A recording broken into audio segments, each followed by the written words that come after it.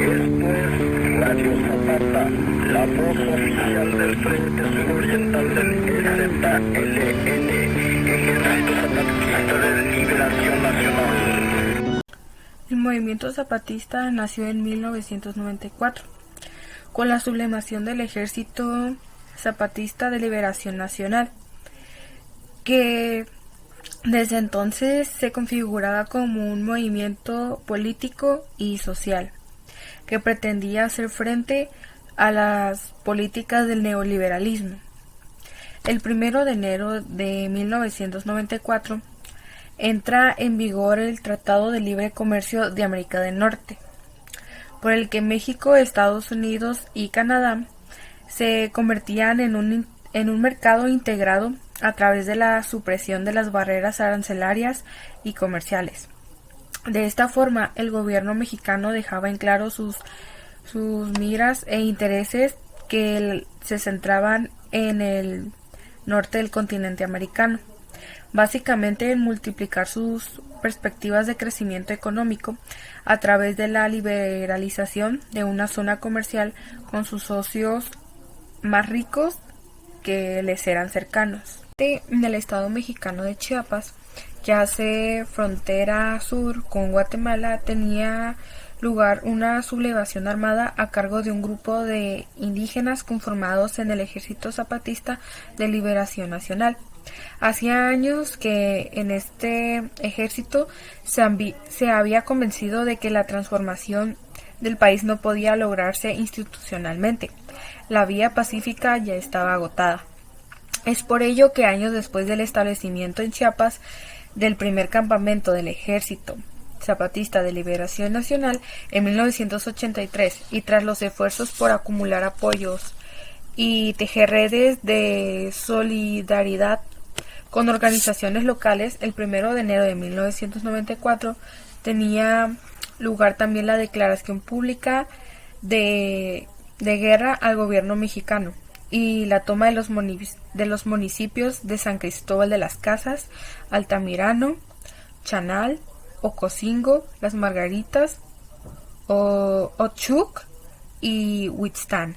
Todo esto llevó a la pregunta: ¿por qué Chiapas? Bueno, la sociedad chiapaneca se caracterizaba por altos niveles de pobreza, marginación y desigualdad mayoritaria. Al mismo tiempo, el sistema político chiapaneco era un sistema oligárquico, clientelar y represivo. Todo ello sumando a la deriva neoliberal de las políticas del gobierno mexicano y en general de toda América Latina. Ocasionó un deterioro en las condiciones de vida de la población, desempleo masivo y la reducción del gasto social por parte del Estado. El zapatismo es un fenómeno complejo en el que convergen numerosos actores y procesos que resultan en la construcción de una identidad política, una nueva forma de ciudadanía de alcance mundial. La importancia de la incursión del movimiento zapatista en el escenario político reside en que pone de manifiesto el agotamiento del modelo democrático actual al servicio del régimen capitalista de acumulación y negación de la diferencia. Por ello, la lucha zapatista sienta el precedente necesario que pueda abrir las posibilidades de emancipación de otros grupos apartados y oprimidos del mundo. Finalmente, les leeré el manifiesto zapatista traducido al español del náhuatl. Al pueblo de México, a los pueblos y gobiernos del mundo, hermanos, nosotros nacimos en la noche, en ella vivimos, moriremos en ella. Pero la luz será mañana para los más, para todos aquellos que hoy lloran la noche, para quienes se niegue el día, para todos la luz, para todos todos. Nuestra lucha es por hacernos escuchar, y el mal gobierno grita soberbia, y tapa con cañones sus oídos. Nuestra lucha es por un trabajo justo y digno, y el mal gobierno compra y vende cuerpos y vergüenzas. Nuestra lucha es por la vida, y el mal gobierno oferta muerte como futuro. Nuestra lucha es por la justicia, y el mal gobierno se llena de criminales y asesinos. Nuestra lucha es por la paz, y el mal gobierno anuncia guerra y destrucción. Techo, tierra, trabajo, pan, salud, educación, independencia, democracia y libertad. Estas fueron nuestras demandas en la larga noche de los 500 años. Estas son, hoy, nuestras exigencias. Como bien sabemos, el Ejército Zapatista de Liberación Nacional se dio a conocer por todo el país y por ende al resto del mundo el 1 de enero de 1994, justamente en el mismo día en el que entraba en vigor el Tratado de Libre Comercio de América del Norte. Tal vez se pregunten, ¿esto qué tiene que ver y por qué México se vio la necesidad de, ¿cómo se dice? De firmarlo? Y para comprender esto tenemos que tomar en cuenta que México ha pasado por muchos modelos económicos a lo largo de su historia. No es una sorpresa que muchos han fallado, pero aún así creo que es importante mencionarlos ya que forman parte de un elemento sobre cómo se manejó el país y por qué tuvimos que firmar este tratado. Bueno, ¿por qué Salinas de Gortari firmó este tratado? Como si no fuera suficiente con lo que hizo con Colosio, pero bueno. Pero aún así tenemos que tomar en cuenta que los grupos indígenas han sido uno de los grupos vulnerables que han sido los más afectados por todo el país. Antes de pasar a hablar sobre los modelos económicos como tal, quiero dejar muy en claro que los grupos indígenas han sido de los grupos más vulnerables por todo el país e incluso en algunas partes de América Latina. ¿Por qué digo esto? Bueno, el Ejército Zapatista de Liberación Nacional estaba mayormente conformado por grupos indígenas y bueno, considero que sus razones fueron muy justificadas, pero hay que tener en cuenta que los grupos indígenas desde la conquista española han sufrido mucho, tuvieron que servirles a la raza de piel blanca o amarilla, no sé, tuvieron que servirles por parte de un servicio personal, entre comillas, y fue a partir de ahí que empezó este desprestigio, ese sentimiento de superioridad sobre los indígenas, cosa que no debemos que hacer, que no debemos de repetir. No somos españoles, somos mestizos, pero eso nos hace más superiores que ellos. Entonces, bueno, teniendo en cuenta esto, podemos pasar a hablar de lo que son los modelos económicos. El modelo primario exportador es aquel que buscaba producir lo que son las materias primas y exportarlas, obviamente para enriquecer el país. Es de los modelos más antiguos y que duró por mucho tiempo, ya que se dio desde que nos conquistaron los españoles hasta el porfiriato. En el porfiriato lo que cambió es de que se seguía manteniendo el mismo modelo. Sin embargo, Porfirio Díaz, mi todopoderoso Porfirio Díaz, comenzó a industrializar a grandes rasgos las materias primas. Es decir, una pequeña fábrica de algodón se convirtió en una plantación o en una pulquería así grande y exportaba mucho. Fue a partir del sexenio de Manuel Ávila Camacho, exactamente en 1941, que se dio lo que se conoce como el modelo de sustitución de importación, el cual tenía como objetivo lo que son los países que su economía se basaba en lo que se conoce como la agricultura o el turismo. Su objetivo así mero, el principal, era que estos países lograron un desarrollo para poder manufacturar productos e exportarlos a otros países.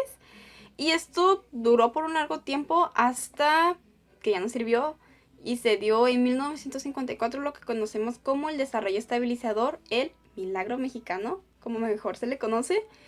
Y este desarrollo buscaba promover la industrialización para sustituir las importaciones de bienes de consumo manufacturados, así como evitar los efectos desestabilizadores de origen externo e interno. Y fue a partir de este periodo de tiempo en el que se dieron mucho lo que son las migraciones del campo a la ciudad, porque, bueno, lo que es la ganadería y la agricultura no estaba generando muchos ingresos para estas personas, por lo que no tuvieron más otra opción que cambiarse a la ciudad. Ok, deben de tener en cuenta que durante todos estos cambios económicos, las personas estaban siendo testigos del Mayo francés, de la Revolución cubana, de la matanza de Tlatelolco. O sea, estas personas, a pesar de que algunos se miraban beneficiados y otros afectados por estos cambios económicos, estaban mirando a personas que se estaban rebelando, que estaban mostrando sus inconformidades. ¿Por qué no harían eso? Y fue por esta razón, bueno, posiblemente fueron esas razones por las que los zapatistas hicieron lo que hicieron. Solo ténganlo en cuenta. Tengan en cuenta que estas personas sufrieron de la guerra sucia, hechos grotescos a mi parecer de la historia mexicana.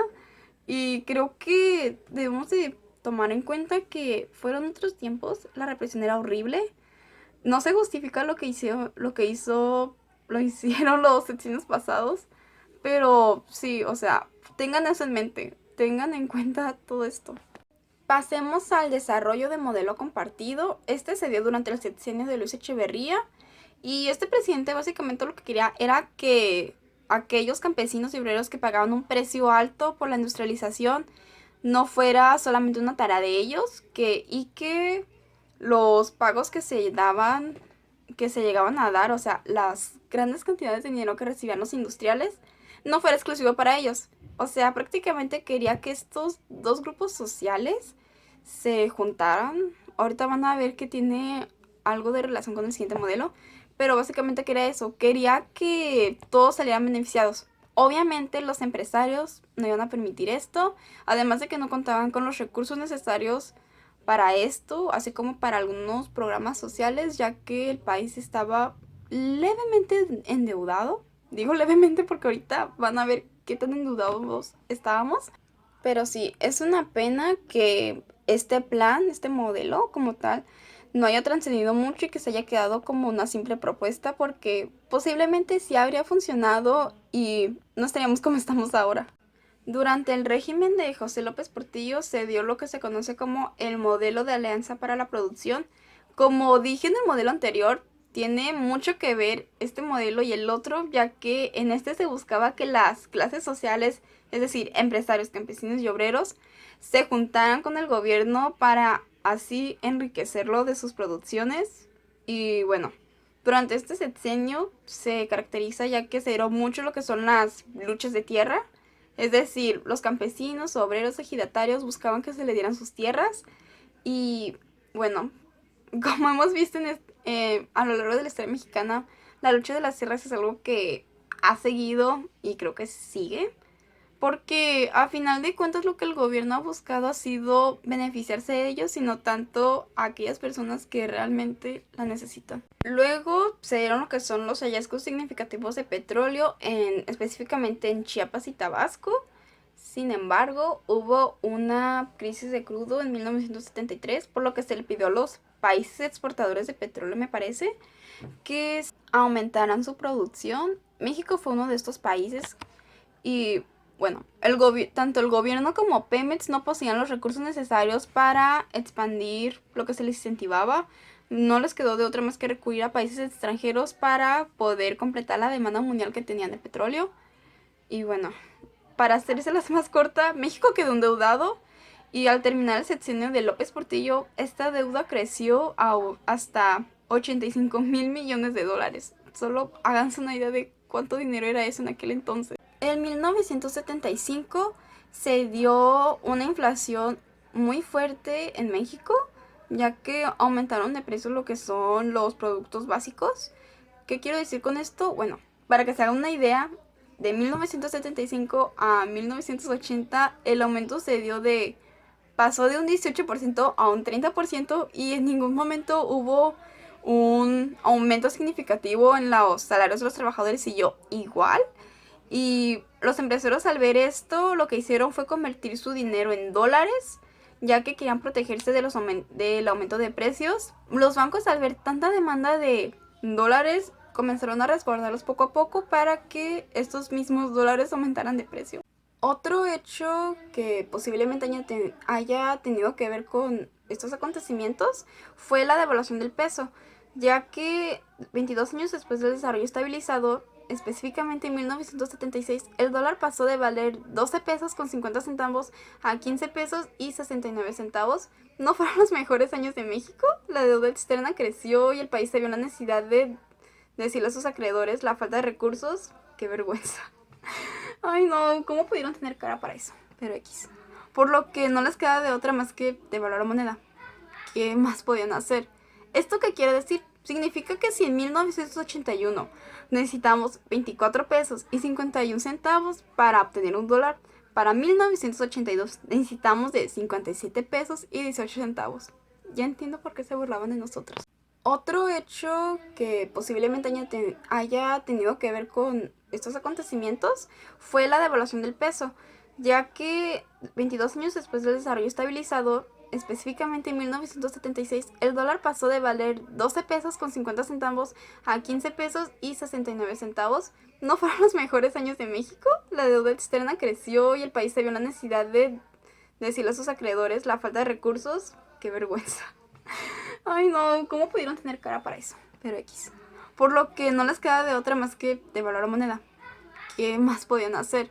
¿Esto qué quiere decir? Significa que si en 1981 necesitamos 24 pesos y 51 centavos para obtener un dólar, para 1982 necesitamos de 57 pesos y 18 centavos. Ya entiendo por qué se burlaban de nosotros. A principios de los 80, México se vio tentado en implementar el modelo neoliberal al ver el éxito que estaban teniendo Estados Unidos y Reino Unido. No obstante, al solicitar recursos del Fondo Monetario y del Banco Mundial, México tuvo que aceptar como condición sanear su economía, o sea, que a como diera lugar tenían que estabilizar su economía porque si no los iba a afectar y ya no les iban a dar créditos. Por lo que no les quedó de otra más que implementar este modelo neoliberal. Y así durante el sexenio de Miguel de la Madrid, que trajo como consecuencia que en los años siguientes se dieron las privatizaciones paraestatales en empresas como Conasupo y Pemex. Y bueno, ya para finalizar todo esto, fue a partir de todo lo que les conté que México se animó a formar parte del Tratado de Libre Comercio de América del Norte, ya que se necesitaban nuevos mercados para los productos mexicanos.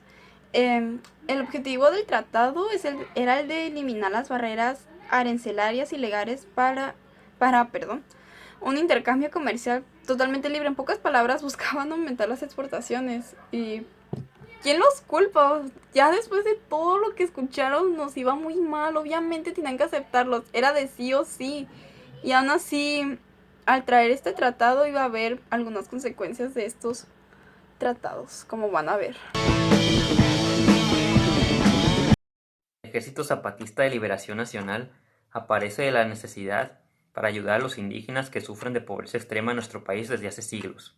Los objetivos de la organización eran alcanzar un nuevo orden político y democrático.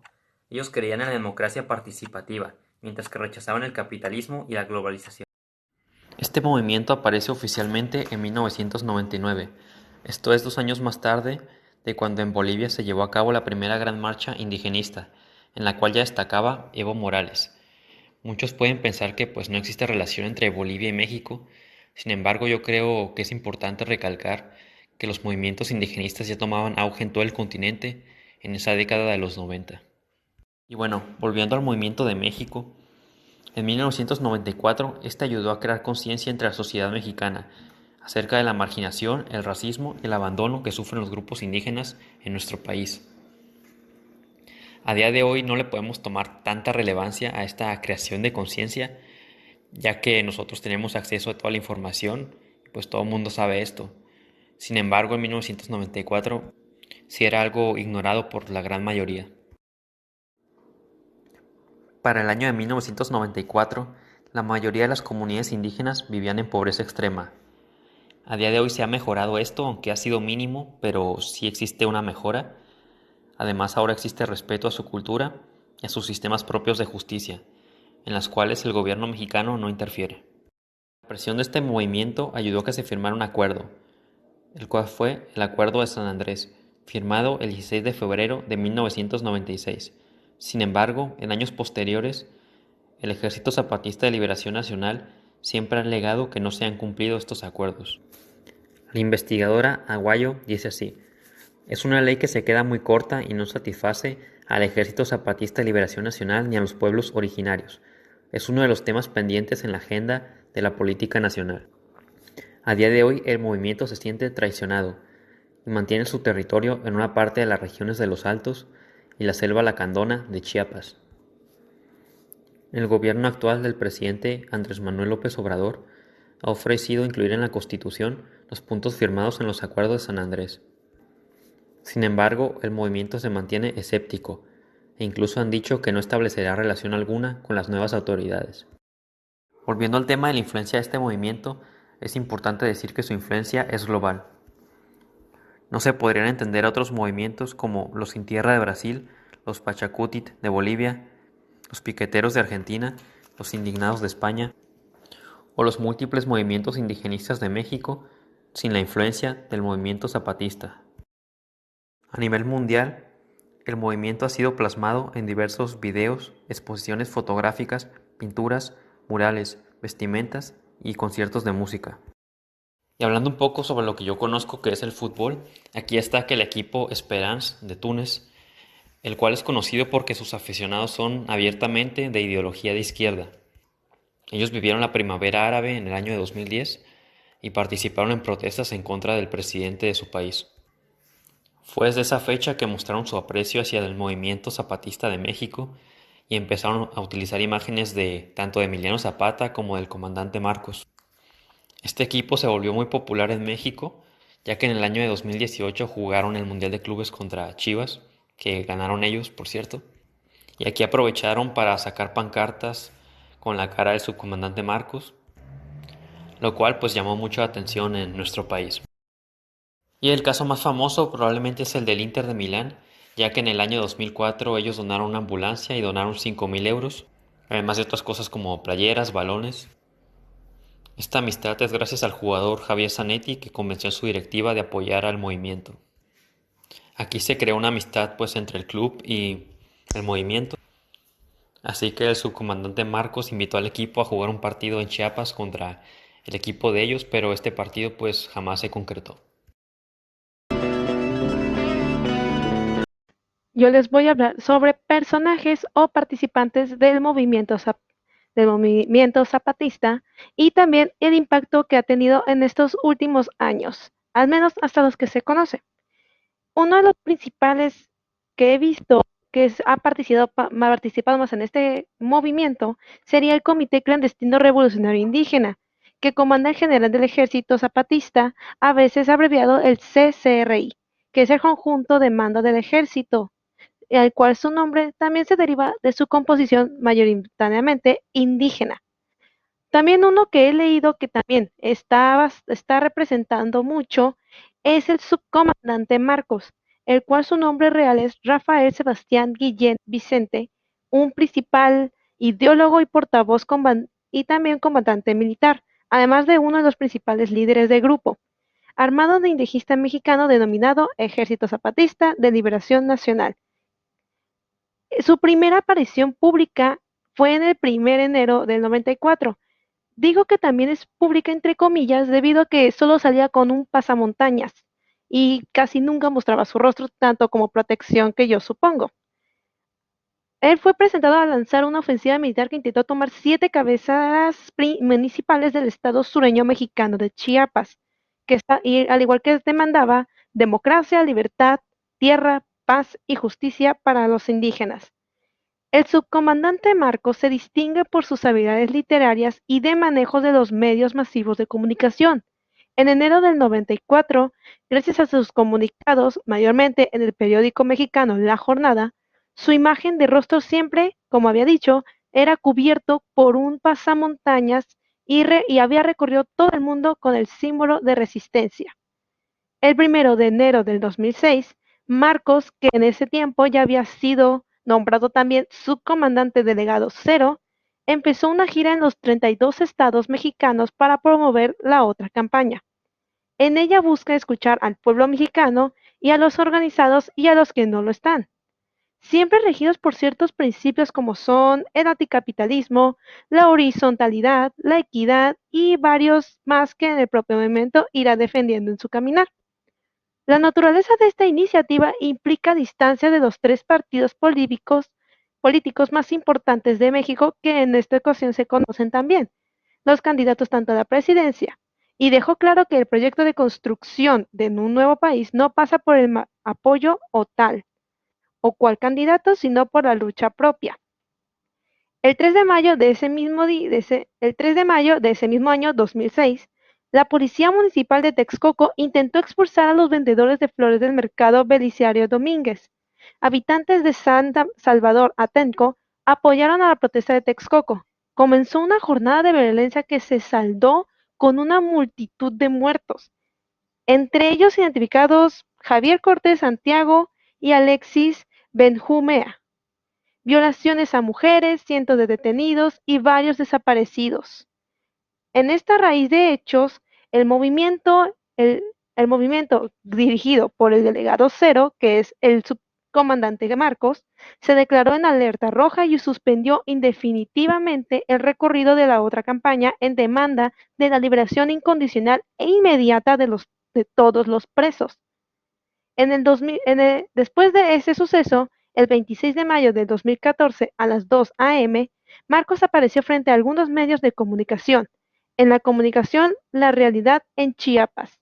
Ahí anunciaría el fin de ese personaje subcomandante Marcos para dar paso al subcomandante insurgente Galeano, en homenaje a Zapatista de nombre Galeano, asesinado por poco tiempo antes. El impacto que ha tenido en estos años, gracias a su aparición en la escena pública, que fue en el 94, entre comillas, marcó nuevos rumbos en la vida política de Chiapas y del país. En la opinión de muchas personas, la vía política que abrió el movimiento zapatista ha tenido un constante proceso lleno de iniciativas políticas que han cambiado la vida de las comunidades indígenas zapatistas y han influido decididamente en todo el entorno social, político en Chiapas y de México. El ex integrante de la Comisión de Concordia y Pacificación señaló que existen muy variados, respetables análisis que juzgan las últimas posturas del ESLN, que es el Ejército Zapatista Liberal Nacional. Frente a un nuevo proyecto del gobierno, el horizonte de prevenir se lee distinto desde el ámbito de las difíciles condiciones de una comunidad indígena.